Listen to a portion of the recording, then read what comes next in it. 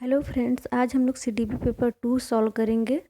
Question number first है, पूर्व अनुभव के आधार पर संवेदना को अर्थ प्रदान करना क्या कहलाता है। तो पूर्व अनुभव के आधार पर संवेदना को अर्थ प्रदान करना जो है वो प्रत्यक्ष ज्ञान कहलाता है। नेक्स्ट, मैकडूगल के अनुसार प्रत्येक मूल प्रवृत्ति से संबंध होता है तो संवेग का संबंध होता है।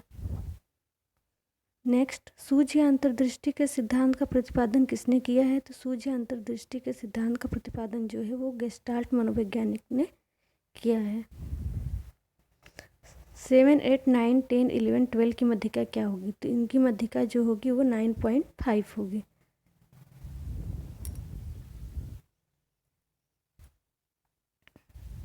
निम्नलिखित में से विषम का चयन कीजिए। तो इसमें जो सबसे अलग है वो है रेवेन का परीक्षण, क्योंकि 16 PF टेट और ड्राई मैन परीक्षण जो व्यक्तित्व का परीक्षण करता है, लेकिन जो रेवेन का परीक्षण है वो बुद्धि का परीक्षण है। वह विज्ञान जो संख्यात्मक पदार्थ को एकत्र करने, विभाजित करने, प्रस्तुत करने, तुलना करने और व्याख्या करने की विधि से संबंधित है क्या कहलाता है। तो उसे हम लोग सांख्यिकी कहते हैं। निम्नलिखित में से कौन सा विस्मृति का कारण नहीं है। तो विस्मृति का कारण कौन सा नहीं है। तो विस्मृति का कारण जो है वो स्मरण करने की इच्छा, ये विस्मृति का कारण नहीं है। रोसा स्याही धब्बा परीक्षण निम्न में से किसके मापन हेतु किया जाता है। तो जो रोसा स्याही धब्बा परीक्षण है वो व्यक्तित्व के मापन के लिए किया जाता है। कौन सा बुद्धि लब्धि स्तर मंद बुद्धि वाले बच्चों का प्रशिक्षणी बुद्धि लब्धि स्तर कहलाता है। तो प्रशिक्षणी बुद्धि लब्धि स्तर जो है 36 से 49। 5 वर्ष के मोहन की मानसिक आयु 8 वर्ष है, तो उसका IQ क्या होगा। तो उसका आयु जो है IQ 160 होगा। आपको सॉल्व करके दिखाती हूँ। जो IQ होता है वो मानसिक आयु बटे वास्तविक आयु होती है। तो मानसिक आयु कितनी है, 8 है, और उसकी वास्तविक आयु 5 वर्ष है, इंटू 100। यहाँ पे सॉल्व कर देती हूँ। 8/5 इंटू 100 तो 20, तो ये हो जाएगा 160। नेक्स्ट क्वेश्चन, सीखी गई बात को धारण करने और पुनः स्मरण करने में असफल होना ये क्या होता है। तो इसको हम लोग विस्मरण कहते हैं। आगमनात्मक तर्क के स्तरों में कौन सा शामिल नहीं है। तो इसमें कल्पना शामिल नहीं है। चिंतनशील सोच की चर्चा इनमें से किसने की है। तो चिंतनशील सोच की चर्चा जॉन डीवी ने की है। निम्नलिखित में से कौन सा बुद्धि लब्धि की गणना करने के लिए सही सूत्र है। तो फिर पिछले क्वेश्चन में आया था मानसिक आयु बटे वास्तविक आयु इंटू 100। शारीरिक विकास को प्रभावित करने वाले कारक कौन से हैं।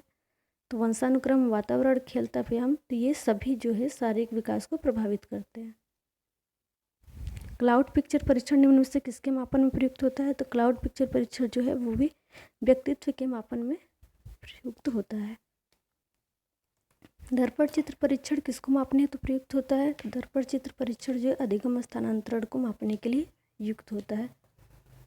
अधिगम वक्र में पठार बनता है, किसके कारण बनता है, थकान के कारण। अल्बर्ट बंडूरा निम्न में से किससे संबंधित है। तो अल्बर्ट बंडूरा जो है सामाजिक अधिगम के सिद्धांत से संबंधित है। निम्नलिखित में से कौन शैक्षिक मनोविज्ञान की सर्वाधिक व्यक्तिपरक विधि है। तो आत्मनिरीक्षण जो है वो सर्वाधिक व्यक्तिपरक विधि है। नेक्स्ट, पियाजे के अनुसार संज्ञानात्मक विकास की द्वितीय अवस्था क्या है। तो जो द्वितीय अवस्था होती है वो पूर्व संक्रियात्मक अवस्था है। निम्नलिखित में से कौन सी नलिका विहीन ग्रंथियाँ नहीं हैं। तो नलिका विहीन ग्रंथियाँ जो लार ग्रंथियाँ हैं वो नलिका विहीन ग्रंथियाँ नहीं हैं। निम्नलिखित में से कौन सा बुद्धि का सिद्धांत नहीं है। तो बुद्धि का सिद्धांत जो प्रतिगमन का सिद्धांत है ये बुद्धि का सिद्धांत नहीं है।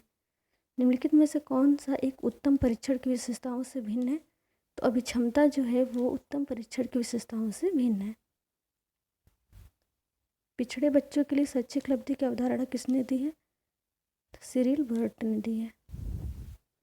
संघनन का सिद्धांत निम्न में से किसकी व्याख्या करता है। तो संघनन का सिद्धांत जो स्मृति की व्याख्या करता है। TET का उद्देश्य निम्न में से किसका मापन करता है। तो TET का जो उद्देश्य है वो अभिक्षमता का मापन करता है। ग्रेसमैन ने व्यक्तित्व को प्रमुख प्रकार में से वर्गीकृत किया है, किस प्रकार में वर्गीकृत किया है। तो जो क्रेसमर ने है क्रिस्काय, सुडोलकाय, गोलकाय सभी उपरोक्त सभी जो तीनों प्रकार में वर्गीकृत किया है। भारतीय संविधान के किस अनुच्छेद में 6 से 14 आयु वर्ग के बच्चों के लिए निःशुल्क व अनिवार्य शिक्षा का अधिकार शामिल किया गया है? तो अनुच्छेद 21 से। मूल प्रवृत्ति की एक प्रमुख विशेषता है जो पाई जाती है सभी प्राणियों में तथा यह जन्मजात व प्राकृतिक होती है। Thank you for watching this video.